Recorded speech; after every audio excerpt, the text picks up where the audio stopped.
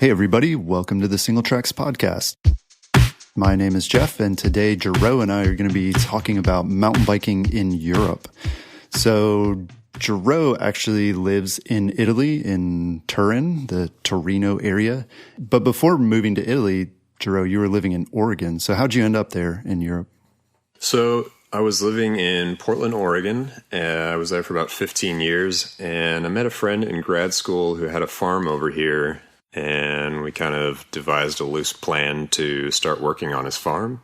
It's just south of Florence in Italy. And moved over, and that plan didn't pan out as they often don't. And so we were riding up in the Alps one day and decided we wanted to live closer to the mountains, so we moved up here. Oh, okay. So when you first got to Europe, you weren't living where you are now. You're planning to settle in a different spot? That's right. Yeah, we were down in Tuscany, kind of close to the middle, upper middle, northern middle of Italy, kind of just south of Florence. Yeah.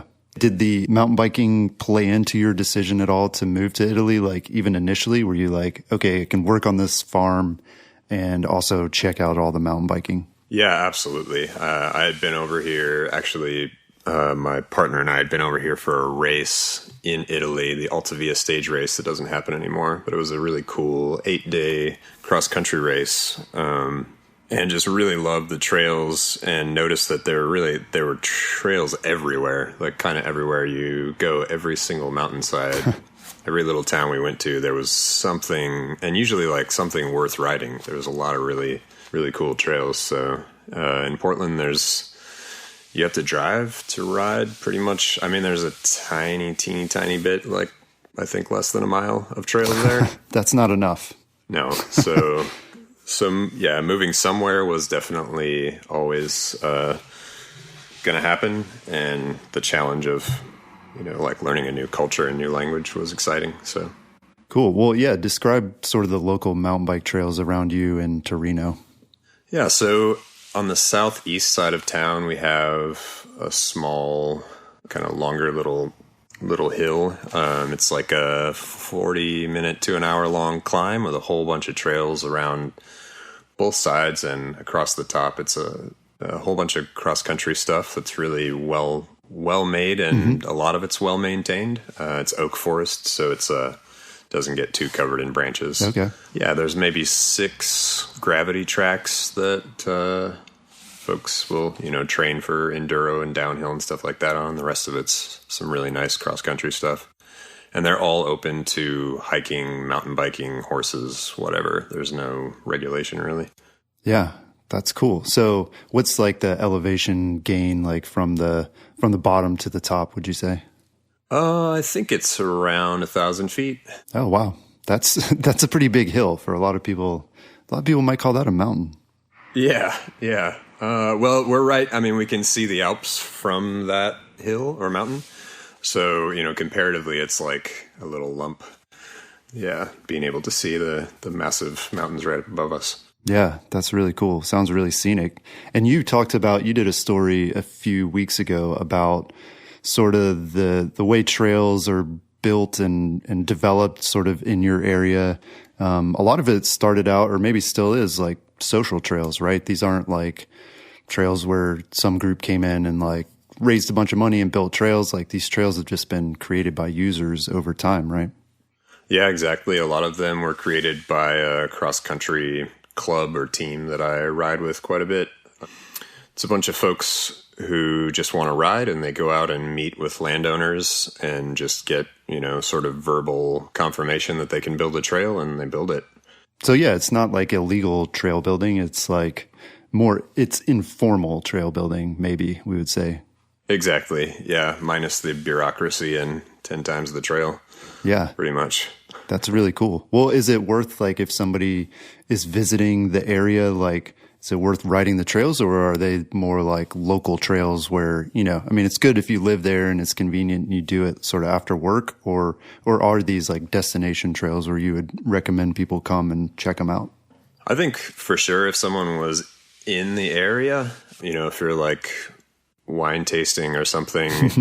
Yeah, as you do.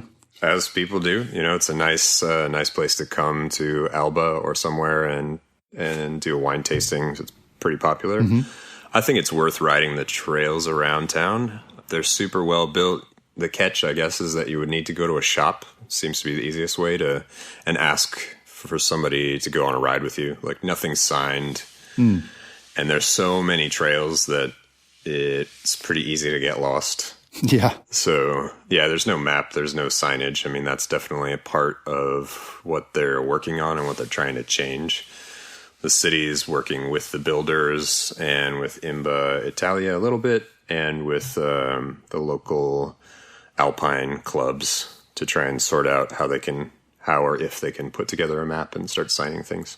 Yeah, that's interesting. Well, are the local builders on board with that? I mean, we've read some stories recently about trails that were sort of informally created like this, and then some group comes in and says, "Hey, we want to make these official and add signs and stuff," and the local trail builders start to push back and say, "Hey, like, we just want to have these trails to ourselves. We don't want a lot of people coming here." Is there any sense of that among the local community, or is everybody sort of on board and excited about sharing it with others? I mean, I'm sure there's a bit of that. The folks that I have talked to are all really excited, and they're kind of at the front of trying to get things mapped and to get the city. They really want to get the city on board and interested in tourism. A lot of them work in the bike industry. They own bike shops. Right. Or they're physical therapists or whatever. They work with cyclists in some fashion. Physical therapists, that's interesting. Trying to drum up more business. Ride your bike more, people. Get hurt. Oh, for sure. For sure. We'll work on you. Yeah. Never thought of that. Yeah, they're definitely interested in, sort of a tourism draw. That's, Finale is only an hour and a half away from us, or actually less than that without traffic. And I think people really have seen the benefit and how things have worked out there. I mean, that community is definitely benefited from mountain biking, and there's other communities like this one who want to get in on it. Well, yeah. So you mentioned Finale, and you've been in Italy for a while now, and so you've been able to travel around to a lot of races and events. So what are some of your other favorite spots to ride in Italy so far? Oh man, there's so many. It really is like every hillside has something cool to ride and something different because of the makeup of the place. I guess to start with the Mediterranean mountains, some of them are called the Apennine Mountains and some are the Ligurian. I don't know exactly what they call them. The Ligurian Alps, maybe? Okay. But I don't think that's right.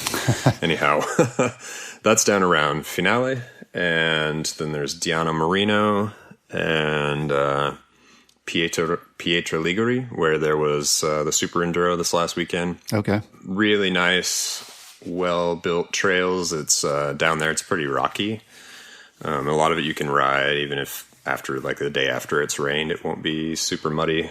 It is fairly rocky and there's good grip on the rocks. Yeah. And you're on the Mediterranean too, right? So it's pretty temperate. Are people riding there year round in some of those spots? Absolutely. Absolutely. All year. Yeah. Yeah.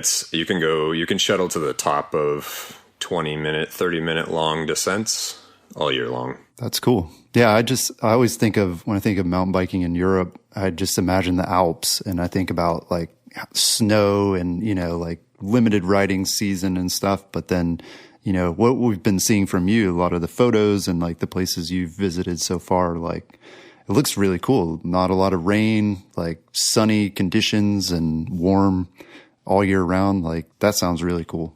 Totally. There's kind of a seasonal shift for folks that live here that's different for people who visit, I suppose. Where we ride on the coast all winter long and mostly through the shoulder seasons. Okay. And then when all the tourists come to the Mediterranean, we go to the mountains and all the snow's melted. So cool. It works out perfect. Yeah. So the coast of France is also really good and totally worth checking out, like around Nice and Saint-Tropez. There's some really cool, like super steep trails. There's a lot of stuff that I wouldn't necessarily recommend to everyone, but if you like a good steep challenge, there's some of the most difficult trails I've ever ridden are in southern France. Oh, wow. They're really cool, like fun challenges for sure. And then in the Alps, I don't know, it seems endless to me. Yeah, I'm sure. Well, is it pretty easy to get around to like visit these places? I mean, I guess you have a car and a bike rack and stuff, but if you weren't like, if you were traveling there, would it be easy for someone like figure all that out on their own? Yeah, I think so, especially to go to some of the more iconic places. If you want to ride La Tuile or Canadze or Pila, the larger ski resorts that all become bike parks in the summer are pretty accessible. You can take a bus there and then rent a bike when you're there. Okay. Yeah, so it's really accessible. Or rent a car and drive up there. Oh. If you've got your own bike, it's all super accessible. Yeah. One thing I would say that's a little or a lot different is camping. Like you can't just, it's not like you just pull over in the national forest and pitch a tent. Yeah. People do that, but legally you have to go to a campsite, and campsites here are really, it's kind of like an outside hotel. Like there's a shower, there's often like a pool and oh wow, a restaurant, place to get a beer. It's a different thing for sure. That's my kind of camping. Yeah. Is it expensive, like to go camping? Not terribly. It kind of depends on the season and where you're at. Usually 15 to 30 euros a night. Okay. Yeah, if you're just one car and you're going to sleep in your car or sleep in a tent, it's definitely more affordable than any hotel. Yeah, it sounds similar to in the US. So, yeah, you've been in Italy for a while, and it sounds like this summer you got plans to maybe check out some other countries, right? Yeah, I hope to get over to Slovenia this year, if possible. That one's pretty high on the list. Going to go to Switzerland and cover the EWS race in Zermatt, and then possibly go watch some races and do some riding in Austria and Germany as well. Cool. Yeah, there's the IMBA Summit in Denmark coming up, and there's a big bike festival around that, so that'll be cool to check out. I've never been to that part of the world, so pretty stoked. Yeah, what is the riding like in Denmark as far as you can tell? No idea. I'm stoked to check it out. I really am. Yeah, I have no clue. Yeah, that's interesting. I just imagine flat, but who knows? Yeah, that's my guess as well. But I'll report back. Yeah. Well, even Florida has good mountain biking. So not gonna judge it. All right. So how would you say the riding scene is different in Europe than it is in the U.S.? I would say, at least where I rode in Oregon and Washington, there were a lot of like 20, 30 mile out and backs or loops, even, like 50, 100 mile loops that you could do. And I really enjoyed those. Yeah. And there are some of those here, but they're fewer and further between. Trails here are more like, at least the ones I'm finding, maybe it's who I'm riding with, but it's a lot of like ride up a fire road and then ride down some pretty gnarly natural trail. Seems to be more the focus of how things are built. I mean, do people like string together multiple tracks like that? Like you ride through a town and then like hit some trail and then back on the pavement for a little bit until you get to the next trail? Oh, for sure. Yeah, there's even in really popular shuttle spots like Finale, there's really good ways to put together huge full day rides.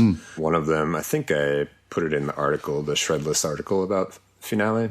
You can take a single uplift to the kind of the top of the mountain range there, and then ride down Karma Trail, back up to the top of a trail called Brick Tampa, and then you have to climb back up over this big ridge and back into town. And I think we did it like no stopping, no photo shoots. I think it was 6.5 hours. Wow. Of moving time last year. So that's my favorite ride over there. It's fantastic. It's a good one for a shoulder season day when it's not too hot. Yeah, that's awesome. So how else is it different in Europe, or at least the part of Europe that you've ridden, in terms of like the environment where you're at? I would say one of the most noticeable things is the forest. A lot of the forest here has been cut down and replanted. Various regimes and wars have kind of leveled all sorts of different parts of Europe, including in the Alps, building ships and all sorts of other things. And so there are almost no old growth forests whatsoever, like in the true sense of ancient forests where they're, There's a 500-year-old tree that fell on the ground that's feeding 100-year-old trees growing out of it, kind of a thing, like you have in the Northwest that doesn't exist here, almost not at all. Yeah. I mean, that makes a lot of sense. But at the same time, yeah, I wouldn't have thought of that, because we think of Europe and we're like, oh, there's, 1,000-year-old buildings and things. But I guess the natural environment is not actually as ancient as some of the stuff we have here in the U.S. Totally. I heard somebody say the other day that someone else who had moved here, like, you just get used to beauty, like just these beautiful buildings and statues and human-made things. Kind of like if you live in the Pacific Northwest or somewhere with massive forests, you just get used to this like amazing forest, and it's maybe not quite as stunning to you anymore. But when you don't live there, you notice for sure. Right. Huh. Interesting. And the way that people, I guess, approach recreation is a little bit different in Europe as well, like the land use and things like that, right? Yeah, it's definitely different. There's a lot of harvesting that goes on. Folks harvest mushrooms and things, so that's one piece of that. Like, there's a lot of people who seem to see the forest as work. Yeah. Who aren't, lumberjacks or something like that. But then in terms of everyone being able to use the space, it's really open. There aren't regulations on e-bikes, or, there's not like very many trails where only hikers can be on this trail. Yeah. Those exist, but there's not a ton of them. And for the most part, if you're riding down some gravity-focused mountain bike trail, everybody's going to know that's what it's for, and they're not going to hike on it. I've never run into a hiker on, a real serious gravity trail. It just wouldn't be any fun to hike. Right. Interesting. And then, yeah, I mean, Europe obviously is more densely populated in a lot of ways. I mean, people are like concentrated more in the cities and things. Does that affect sort of how you experience the trails and trail use? For sure. Yeah. I mean, you're always riding. Almost every trail will go through, kind of someone's backyard, or what once was someone's backyard. Mm-hmm.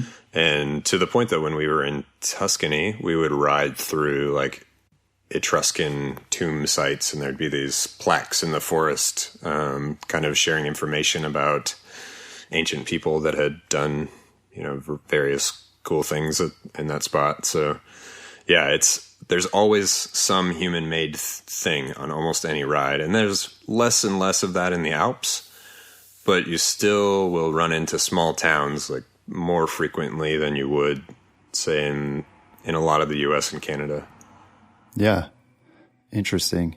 And so I guess that also means there isn't a lot of like government land, at least in Italy where you are. A lot of it's just privately owned, and there aren't like these massive, national forests or, state forests or things like that.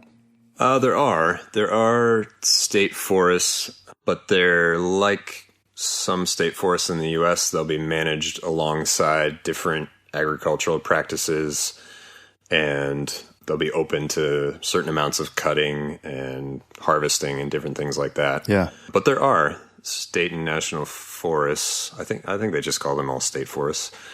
Yeah, I mean, I know that like in Sardinia, there's a good portion of the island that is covered with state forests, and it's really one of the few places in Europe that I've found so far where you can feel kind of secluded. Like you can go for a ride and there's just nobody for hours. Yeah. Interesting.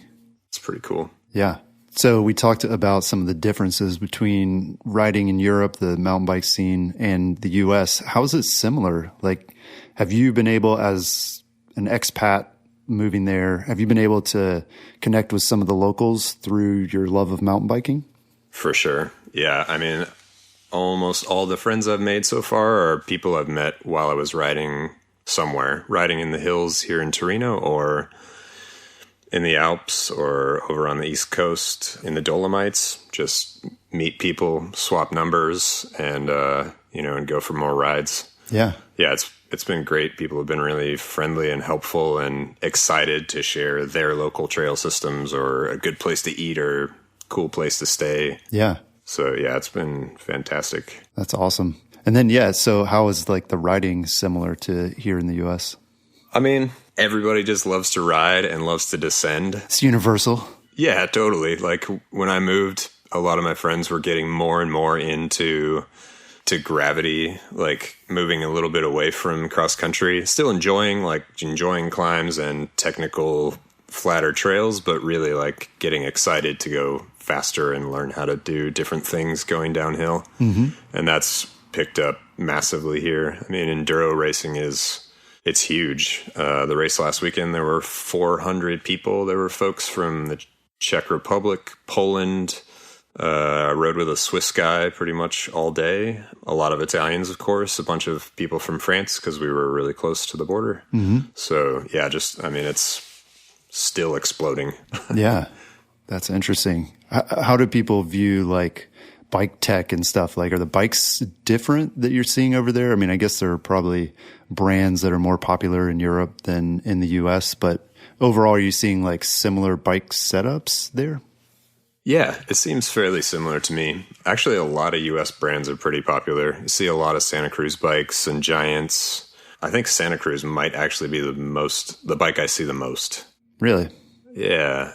At races, there's quite a few Yetis for sure. I mean, there's definitely a lot of US brands that people are excited about. Yeah. Well, I mean, I guess the whole market is pretty global anyway. I mean, Santa Cruz now technically is owned by a Dutch company, right? So I believe so. Yeah, that's right. So I guess it's a European brand now. And Giant too. Yeah. My understanding is it was, always based in Taiwan or somewhere, Asia. Yeah. I don't know. But yeah, a lot of their marketing does seem really US focused. So yeah, that's interesting. For sure. Yeah. And then there's quite a few cool European brands as well. And just brands that you don't see as much in the US. They're not necessarily European. Orbea is really popular. I see tons of people riding the Rayon. Yeah, Spanish brand, right? Yeah, that's definitely a popular bike and a good looking one. Mm-hmm. What else? Ancelotti is a pretty popular local brand. Their bikes are made maybe a half an hour north of me. So, and they support a pretty cool juniors team. Let's see, what else? Lapierre's are fairly popular. They've got some pretty sweet kind of all-mountain enduro bikes. Yeah, that folks are excited about. There's a long list of e-bike only brands that I'll skip. Yeah. Let's see. Bold is another cool one. Okay. Yeah. People get pretty stoked on those. You don't see as many of them, and I'm not sure why. I don't ride in Switzerland much, so maybe that's it. They're a Swiss brand, and yeah, I don't know. Maybe that has something to do with it, but yeah, that's cool. So what's like the biking infrastructure like in Europe? We always hear that, at least like in terms of commuting or things like that, like people are more open to using bikes to get around. But what are like the mountain bike amenities, like the trails and the shops and like rental bikes and stuff like that? What's the scene like there? Well, I would say it's fairly similar. To take one example, there's a shop in Finale that they have like 4 or 5 different kinds of bikes you can rent, and almost any day you can go in and kind of pick the bike you want to ride that day and test out whatever. Cost is pretty similar. I think they're maybe $50 a day. Yeah, that sounds about right. Well, actually, that sounds cheaper. I feel like the nice bikes here now, you're looking at like $75 a day. Yeah, our cost of living's quite a bit lower, so kind of everything has to be a little cheaper. Like lift passes at some of the best resorts will be 15 to 20 euros often. Yeah, and that's not a lot. It's like $30 or so, maybe. Yeah, that's actually a huge difference. Like ski resorts also for skiing are just not very expensive comparatively.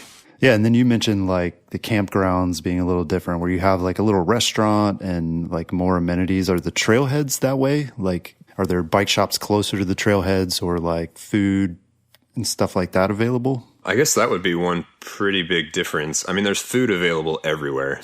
In Italy, like if there's a building, somebody probably wants you to eat in it, it seems. That sounds awesome.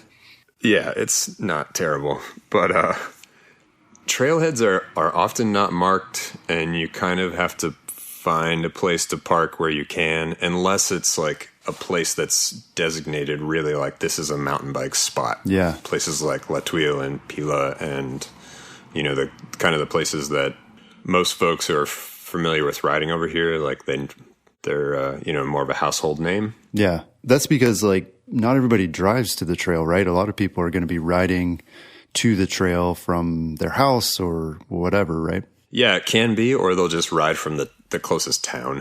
This is a pretty common thing for us anyway. We'll just go park in a town and climb to the top of the nearest hill and hop on the trails. Oh, okay. Shuttling is also, I don't know how much that's changed in the last couple of years since I left the US, but it's super popular here. There's, like, if you have a van and you live, in Finale or really anywhere near the mountains, like and you're into mountain biking, you're probably trying to have a shuttle service on the weekend.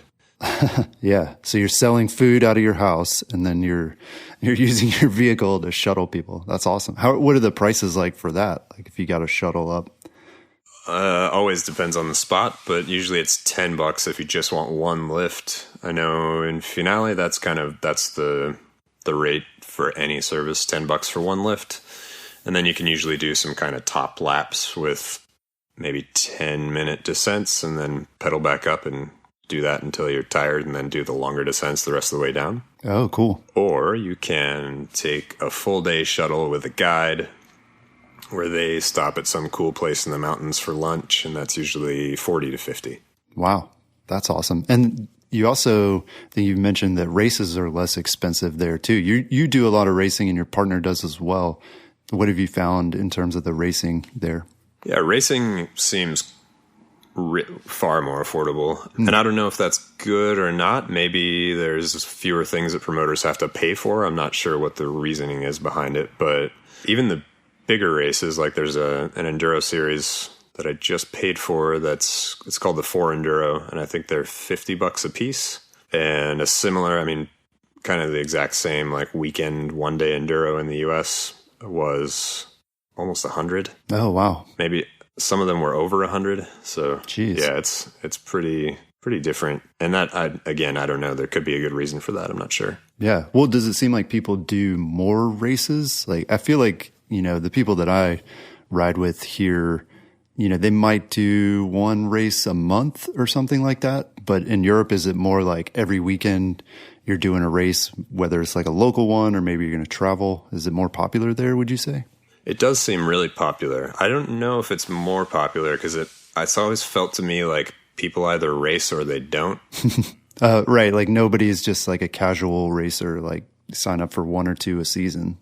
Yeah, that seems less common. That's actually a little bit becoming more my prerogative, but it's kind of a fun way to go. Just do the race to check out a new hill, new set of trails. But there does, I definitely, when I go to races, I see the same people, and I have friends who race every single weekend outside of maybe August when it's too hot. And right.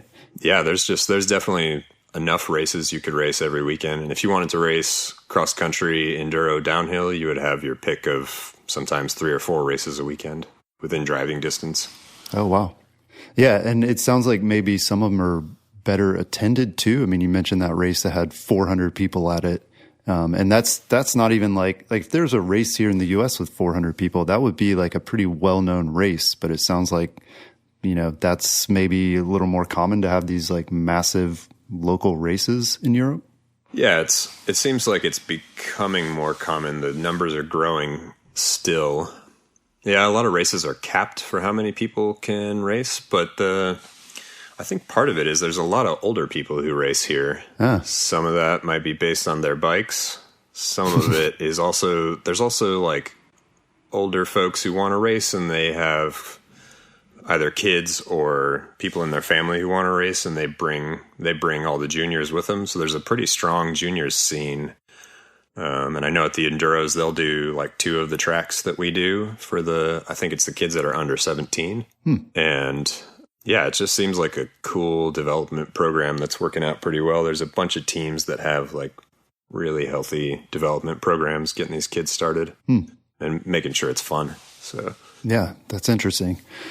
Well, speaking of older riders, what's the deal with electric mountain bikes in Europe? We hear that a lot here. Here in the US, there's tons of debate and argument and name calling and all kinds of things over e-bikes. But what we heard for a while is like, oh, e-bikes are more common or more accepted in Europe. What have you found with respect to electric mountain bikes in Italy? In Italy specifically, I would say that's absolutely true. People don't care what kind of bike you ride on the trail. But do they see it as a bike? I mean, because that seems to be part of the debate here is people are like, oh, it has a motor, it's a motorbike. So.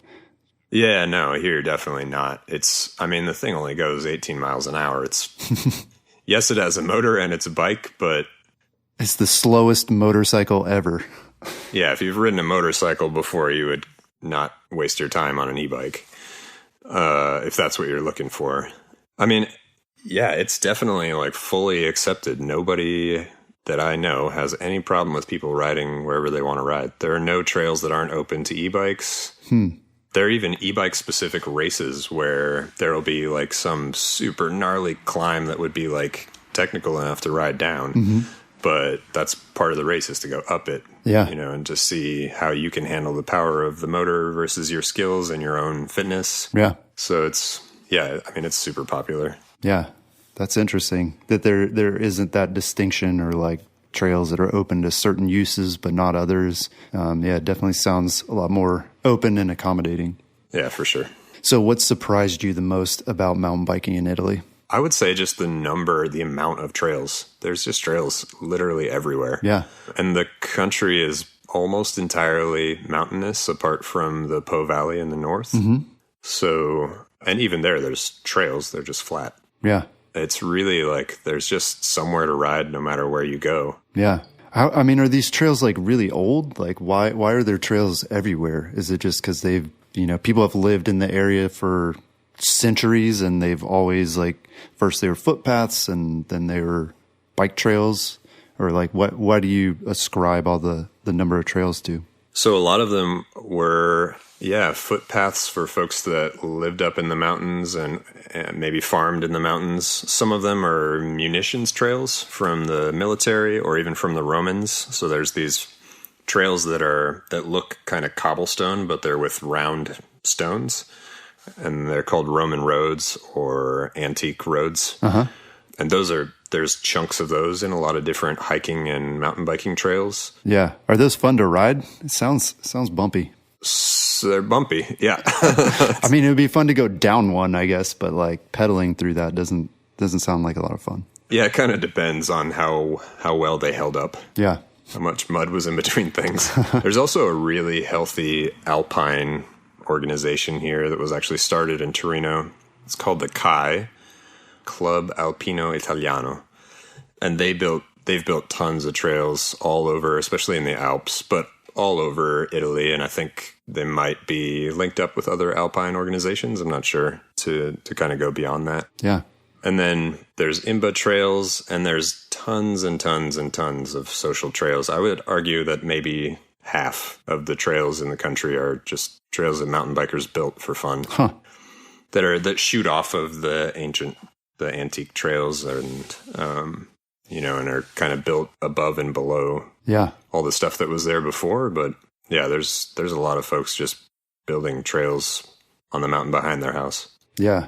Well, here, I mean, it seems like a lot of the concern with that kind of practice with building social trails or illegal trails, whatever you want to call them, is with like degradation of the natural environment, that you're going to like cause erosion or you're going to kill trees or whatever it is. But it seems like in Europe, the concern might be cultural, like that you would, build a trail through some like ancient tomb or like artifact or something, like destroy these like cultural resources. Is that a concern? I think it is for some folks. And like anything, there's kind of like a level of how cavalier people want to be about it and how much they want to kind of look into what they should do. There's certainly a push by different organizations like IMBA Italia that are trying to inform folks about how to build a trail and how to build drainage and how to check and make sure that you're not affecting different stream drainages and species of plants and animals. Yeah. But I would say, historically, probably that's not been a focus. There are a lot of trails that look like they were kind of thrown together, maybe not always so well. Yeah. Interesting. So are there things about mountain biking in the US or maybe certain trails that you miss living in Europe right now? For sure. Yeah. I mean, I think like really long single tracks back in the woods with friends or solo where you just don't run into anybody. You don't see trace of humanity for several hours. I miss that a lot. There's some places up around Hood River, like Hood River, Oregon, on the 44 trails that are just magical. I miss that place for sure. And Smith Creek Loop on Mount St. Helens, I used to ride like 10 or 12 times a year, and it's super cool. Just a really like different, unique place. Next time I go back there to visit, I'm sure I'll ride it again. Yeah.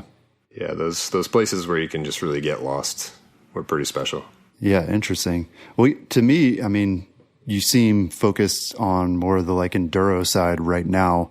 Did that change? Like when you lived in the US, were you more cross-country focused? And was that a product of like where you were at the time? Or is it, like you say, like a cultural thing where everybody is sort of moving more toward gravity and like enduro type riding?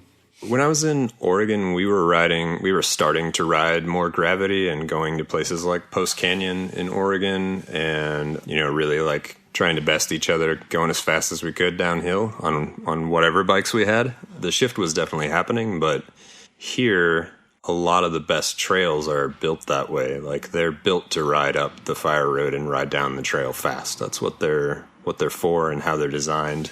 And I still ride cross country occasionally, not a ton, and I still really enjoy it. But I definitely think that, yeah, moving here and the way the trails are built and also the culture of the folks I ride with has had a big influence on what I like to ride. Yeah. Well, it almost sounds like the trails are sort of, the local trails especially, are set up more for like, after work type rides, like weekday rides where you can go out. And then maybe there aren't those like weekend epics, where here, like people would drive up to mountains or whatever and ride like 6 hours on their bikes or 4 hours, whatever it is that they're up for. But instead, then maybe in Europe, people are racing on their weekends instead of doing these like long epic rides. Is that fair to say? Or am I like making a big leap here? I mean, people here are definitely driving up to the mountains and going on big rides on the weekend, but those big rides might more so than the US, not entirely, but more so be like go shuttle or ride the lifts or ride up, do a 2-hour climb up a fire road and hit some big epic trail back down. And that's kind of like a big long day. Yeah. Rather than like hitting a cool river trail for 4 or 5 hours. Yeah. Interesting. Well, here in the US too, I guess one of the differences perhaps would be that the trails, like the epic trails, the trails that everybody sort of dreams about riding one day, they seem to be located in the West, where you have like some desert spots like Sedona and Moab that you don't really have that in Europe, right? I mean, what is like the spot where everybody aspires to go ride, or, they plan like their annual vacation around going to ride those places? Ooh, to compare to Sedona and Moab is tough. Those places are so amazing. Interesting. Yeah. Would you say they're kind of in a class of their own then? Yeah. I mean, I think for the variety of riding, especially, I really love Sedona. I think that place is one of the best places to ride a mountain bike. Mm-hmm. And the variety of riding you can get there and the amount of challenge you can find, no matter what your skill level, is fantastic. I think here the main kind of destination spots are either ski resorts. There are several places in the Dolomites. For example, in Val di Fassa, there's a city called Canazei, where there's tons of amazing riding all around it. You can ride up trails and down and like everywhere all over. And I'm sure there are other places like that to discover in the Alps that I haven't been to yet. Yeah. Finale is definitely, it's the spot that people come from all over to check out kind of all year long. Yeah. Kind of everybody in Europe has heard of it and knows that's the place I want to go ride my mountain bike. It's going to be cool. It's going to be fun. Yeah. Has that been the case for a long time? I mean, or is Finale kind of like up and coming, or, I mean, it's not up and coming anymore. It's arrived, but is this something that's happened in the last like 5 years, or has it always been sort of as well known as it is now? That I'm not so sure of. I have an interview coming up with the guy that runs the Super Enduro, Enrico Guala, and so I'll chat with him about that and get an answer for you. Yeah, because it seems like in the U.S., Sedona even 5 years ago, maybe 5 years ago, most people had heard of it, but you go farther back than that and it wasn't sort of the hot spot that it is now. And then certainly like Bentonville, Arkansas, that's one that was nowhere 5 years ago, and now everybody wants to go to Bentonville.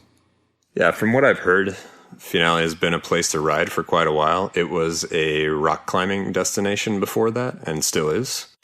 And so there was already a culture of outdoors fun and camping and tourism in the forest, not just on the beach. So they kind of already had some of the things in place. And I'm sure that the EWS and Super Enduro putting on numerous races there has something to do with it as well. Yeah, it does seem like having big events like that really raises the profile of a spot. I mean, Sedona is one of those with the festival that they have there every year, getting bigger and bigger. For sure, yeah. I don't think anybody would even know the name of the city that I live in if the Olympics didn't happen here. So Right. It's another example. Yeah, that's a good point. So if you had a friend that was from the U.S. planning a trip to Italy to go mountain biking, where would you suggest that they ride? Well, I have that situation coming up this summer. It just so happens. Probably a lot of people. People are like, oh, you live in Italy now. I'm actually coming out. You got a place to stay, and can I borrow your car and a bike rack? Exactly. Yep.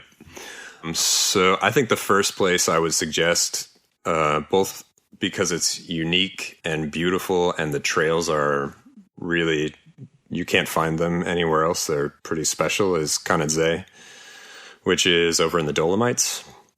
I think it's maybe a 5-hour drive from me. Okay. Yeah, it's just amazing. Like just massive peaks all around you. There's huge rocks, and yeah, it's really cool, really unique. People speak a different language there. Not everyone, but a lot of people do. They have their own local dialect that people actually use still. Yeah. Yeah, it's close enough to Germany and Slovenia and Austria that there's folks from all those places there. So you get to meet a lot of riders from all over the place. Yeah. Super cool spot. Very cool. Yeah, I guess with that same buddy, we're going to Les Arcs and Les Ors, which are in the French Alps. Okay. And pretty similar, like super high alpine, just really amazing places to ride up in the mountains, like some of it above the tree line. Yeah, just a totally different experience. Yeah, very cool. And it sounds like Finale as well is a good spot to go, especially if you're there like sort of in the winter season. I mean, most people from the U.S., if they're going to Europe, they're going to go in the summer. But I guess in those other seasons, some of those Mediterranean spots would be pretty awesome to check out. Definitely. Yeah, going to Finale and Sardinia and Sicily, Elba. There's quite a few good places to go in the winter that are going to be warm enough to ride. You may not get a tan, but it's good riding and it's dry. Yeah, right on. Cool. Well, this has been really educational for me. I love learning about mountain biking in different places around the world. And yeah, it's really cool that you're able to be there and to check it out and to report on all of it for Single Tracks. Yeah, I'm really enjoying checking out all the different places and looking for kind of what's interesting and unique about them, and trying to share that story with folks. Yeah, awesome. Well, yeah, you can see the latest from Gerow, his reports from mountain biking in Italy, including some coverage of a lot of the EWS races this summer. And you can also go to Single Tracks to find trails in Italy and other countries all over the world. That's all we've got this week. We'll talk to you again next week. Peace.